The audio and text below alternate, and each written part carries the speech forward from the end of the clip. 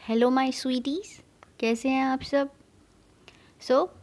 आज हम एडिटोरियल पढ़ेंगे 30 सितंबर का। ओके, यहाँ पे आप करेक्शन कर लें, सितंबर है, गलती से अक्टूबर डाल दिया गया है।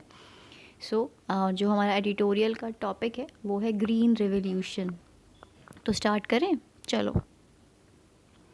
तो हमारे M S Swaminath with Norman Borlaug, उन्होंने इस कंसेप्ट को दिया था, ग्रीन रेवोल्यूशन। ठीक है, कॉन्सेप्ट तो दे दिया, लेकिन ये क्यों दिया गया ये देखते हैं। तो भाई 1960 की बात है, मिड 1960s की। India was dealing with back to back droughts. ठीक है भाई, सूखा था बहुत ही ज़्यादा। लोग भूख से मर जाते, मिलियन ऑफ लोग मर जाते अगर ये ग्रीन रेवोल्यूशन नहीं होता। और भाई इंडिया तो जब भी सिचुएशन थी, जब ड्रॉट्स थे, इंडिया बहुत ज़्यादा मतलब फूड था वो इंपोर्ट कर रहा था यूएस से। 10 मिलियन टन्स, 10 मिलियन टन्स आप समझ सकते हैं ना कितना होता है, कितना। और वो भी यूएस से, under the scheme called PL480 scheme, जिसके वजह से इंडिया को बोल दिया गया, मतलब basically India was termed as ship to mouth. भाई शिप टू माउथ मतलब खाने के लिए हमें शिप से मंगवाना पड़ रहा है, बाहर से मंगवाना पड़ रहा है।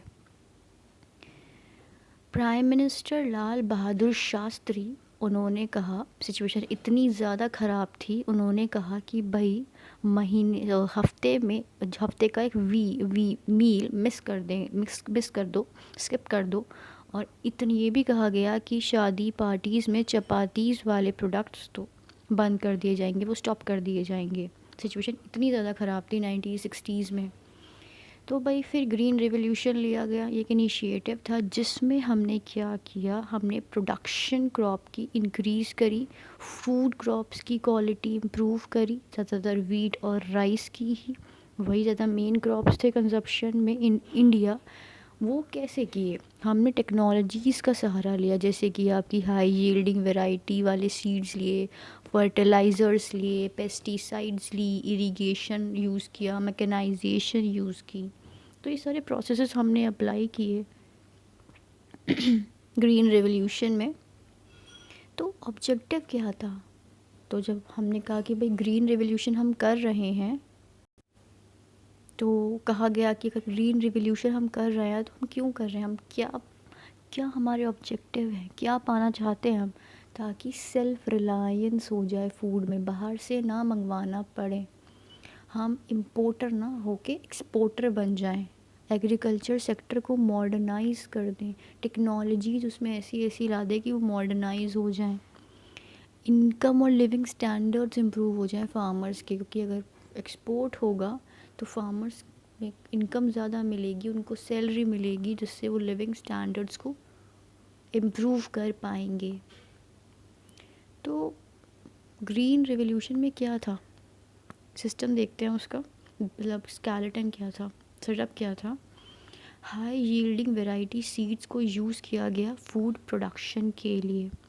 अब ये जो सीड्स थी हमारी हाई यील्डिंग वैरायटीज़ वाली, इन्हें साइंटिस्ट जैसे कि स्वामीनाथ जैसे साइंटिस्ट ने डेवलप किया, जिन्हें हम फादर ऑफ ग्रीन रिवॉल्यूशन भी कहते हैं, याद रखेंगे ये।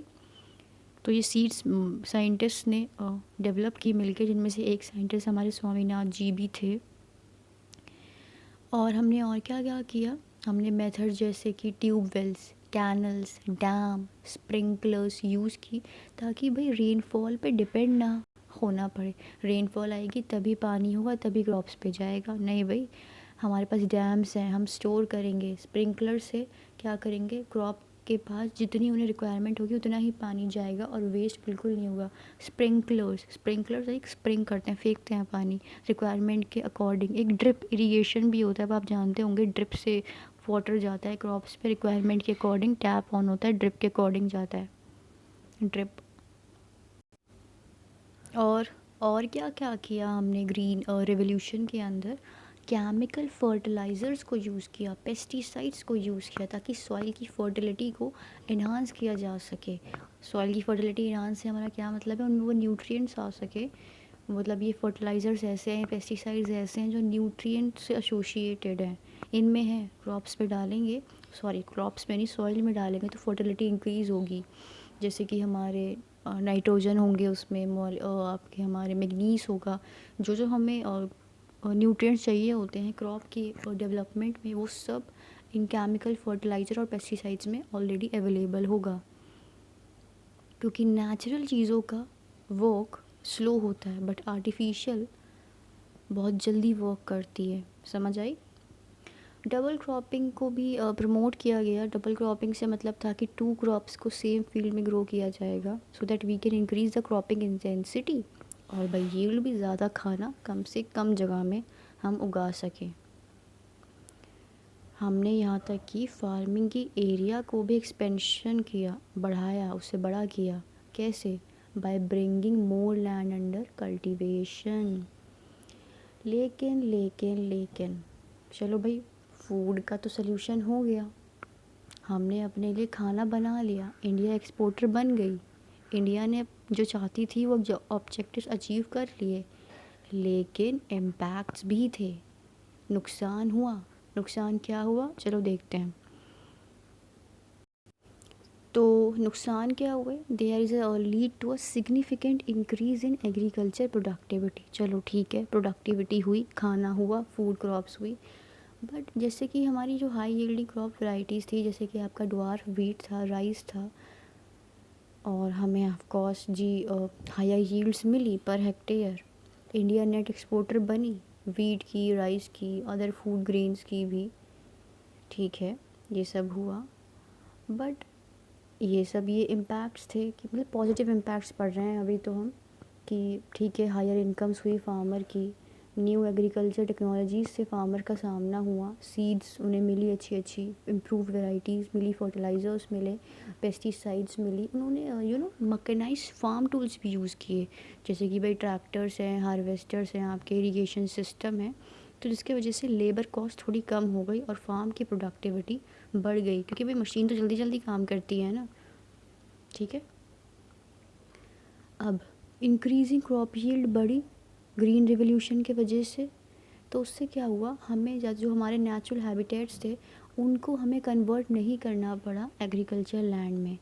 तो भाई एक पॉजिटिव एनवायरमेंटल इम्पैक्ट हुआ, हमने बायोडाइवर्सिटी को प्रिजर्व किया और डिफॉरेस्टेशन को कम किया, क्योंकि हमने क्रॉप यील्ड बढ़ी तो भाई हमने कम जगह में ज़्यादा फूड क्रॉप्स उगाई।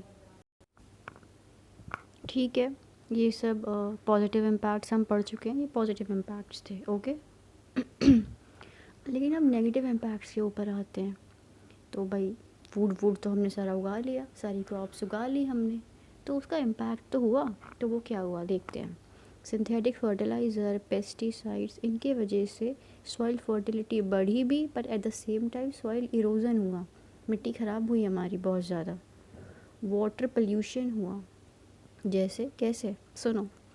Reliance on modern agriculture technologies made some countries communities dependent on external inputs, और वो इनपुट्स हमारे एक्सपेंसिव थे और even subject to market fluctuations. क्या कहने की कोशिश कर रहे हैं, हमने जो न्यू टेक्नोलॉजीज़ एग्जीक्यूट करी कि हमें ये सिस्टम चाहिए, ये सीड्स चाहिए, इस तरह की चीज़ें चाहिए, हमें ट्रैक्टर बनाने के लिए पार्ट्स चाहिए, तो कंट्रीज़ पे हम डिपेंडेंट थे, हमें बाहर से सामान मंगाना पड़ता था और वो सामान बहुत महंगा था, जो कि मार्केट में उनका प्राइस घटता बढ़ता रहता था, तो उसके भी काफ़ी इश्यूज़ थे।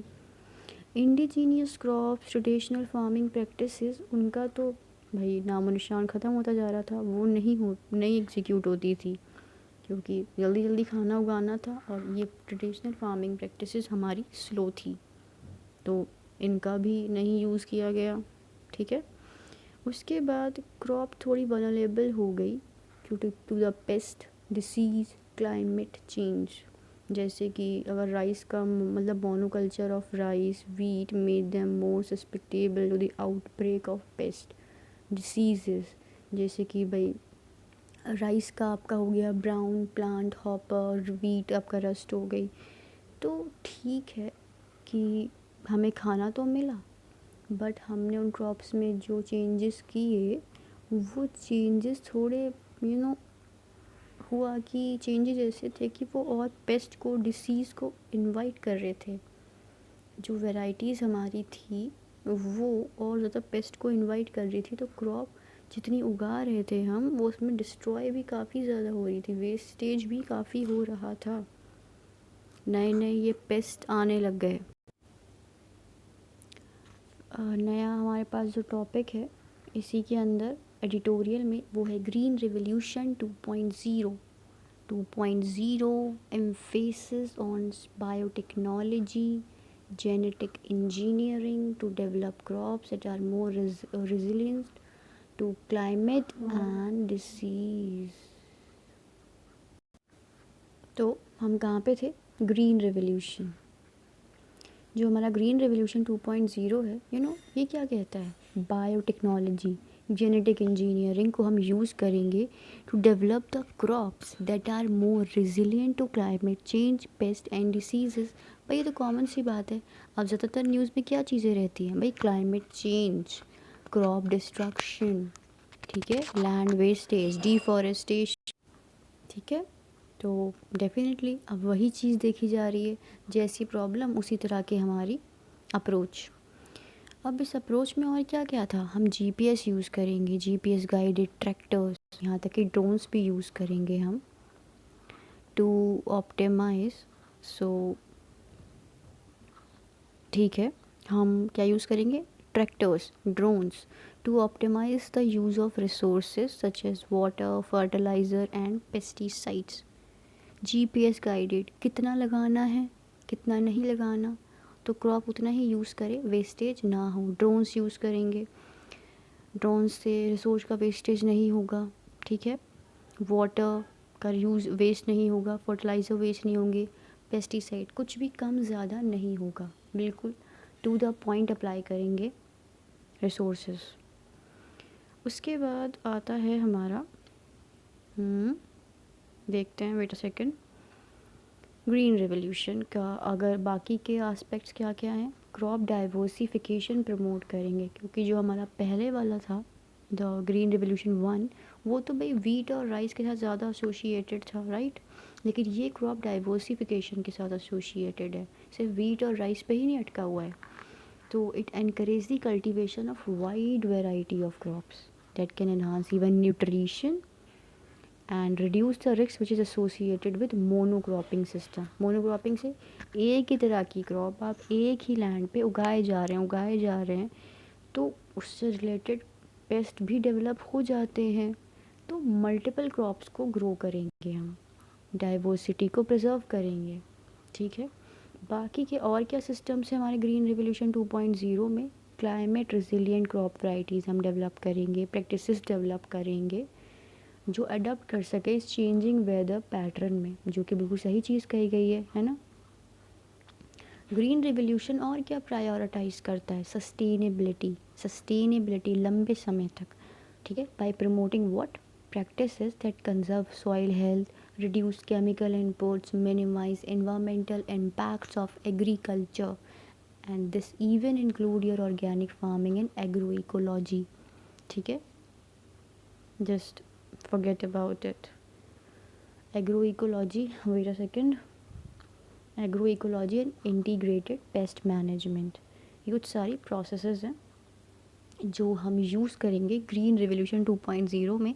अगर हमने ये चीज़ एग्जीक्यूट करी, अभी सिर्फ बात है इसकी, एग्जीक्यूट नहीं किया है, but you should know what is this green revolution 2.0 all about, 2.0 all about. Environmental impacts, ठीक है, कम किए जाएंगे, तो हम वो कैसे करेंगे? इतना हमने पढ़ लिया है कि ग्रीन रिवोल्यूशन में हम ऑर्गेनिक फार्मिंग को भी एग्जीक्यूट करेंगे, एग्रो इकोलॉजी, हमारे इंटीग्रेटेड पेस्ट मैनेजमेंट। ये एग्रो इकोलॉजी क्या होती है ज़रा देखते हैं। एग्रो इकोलॉजी हमारा यूएन एनवायरनमेंट प्रोग्राम डिफ़ाइन करता है। बेसिकली एक ऐसा इकोलॉजिकल अप्रोच हम लगाते हैं एग्रीकल्चर में जिसमें हम अपनी फूड क्रॉप्स भी ग्रो करेंगे बट इन्वामेंट को हम इम्पैक्ट नहीं करेंगे। तो it is often described as a low external input farming, और इसको और क्या क्या कहते हैं? रीजनरेटिव एग्रीकल्चर और इको एग्रीकल्चर। तो agro ecology as an ecological approach to agriculture, ecological approach. और एग्रो इकोलॉजी में it allow the farmers to adopt to climate change, sustainably use and conserve the, तो it allow farmers to adopt to climate change, sustainable use and conserve the natural resources. तो इस पे ये focus है, ये focus रखा जाएगा। Next है, एक इम्पॉर्टेंट है point, make a point. Sir Albert Harvard is the father of organic farming. ये एक इम्पॉर्टेंट पॉइंट है, point of, please make a note of it. Okay, so we are done with this editorial today. Hope you like it. Please let us know. Thank you so much. Have a nice day.